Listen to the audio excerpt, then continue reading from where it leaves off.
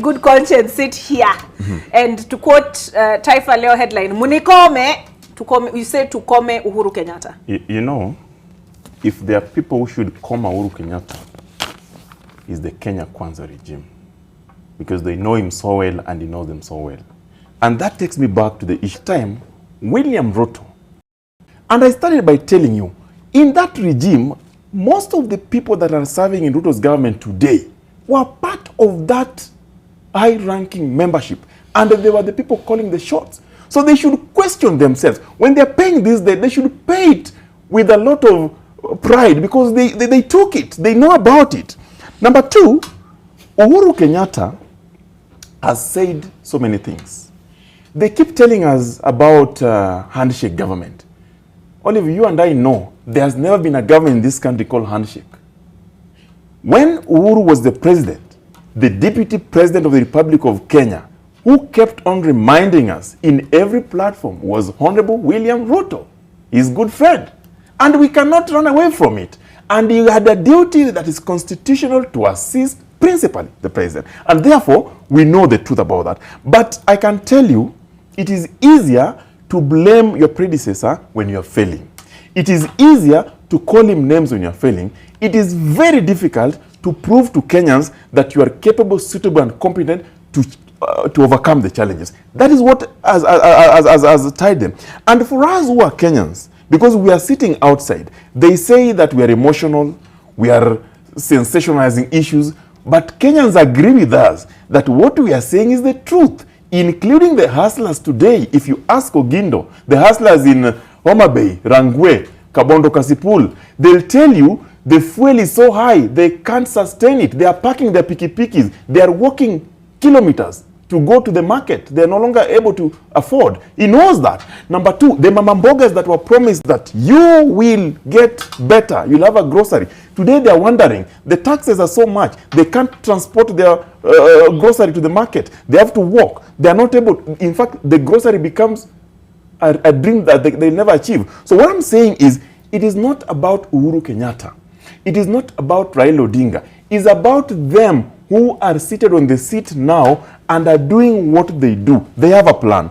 Let me tell you, somebody said, Olive, that if you are used to managing a country through propaganda and lies, then the microeconomics and the exchange rate will expose you.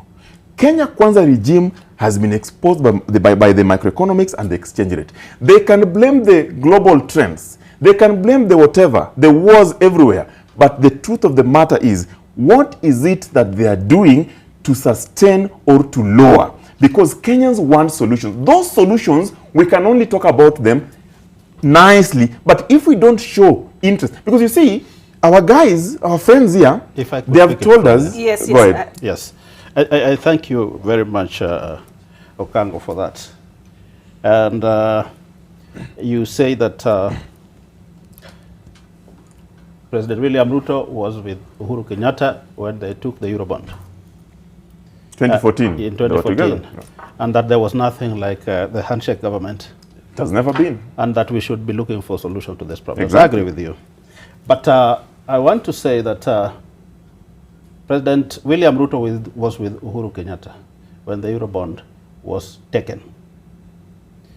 But soon thereafter, President Uhuru Kenyatta and Ruto disagreed. Most likely because of the misapplication of the Eurobond. How soon after? They ran together in 2017? They ran together in 2017 as soon as the misapplication of the Eurobond was established. Secondly. So you're saying that is what caused the fallout?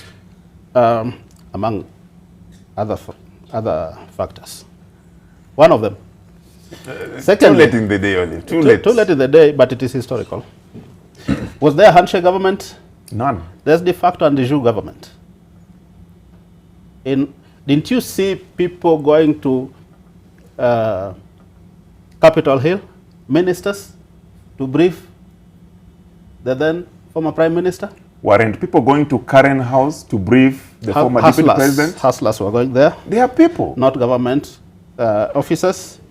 But having said that, I think what we need to spend our energy on is to get solution to the problems bedeviling this Absolutely. country, which is largely economic challenge. And where do we start from? We start from the Azimio Brigade. Please, can you give us a conducive environment to build the country? Stop inciting Kenyans and stop sensationalizing issues. Let every Kenyan join President Ruto in hard work of rebuilding this country. We have the problem of exchange rate. Our shilling is sliding. What is the problem? Number one, the problem is that our balance of trade is at a deficit. We are importing more than we are exporting. That drains our dollars.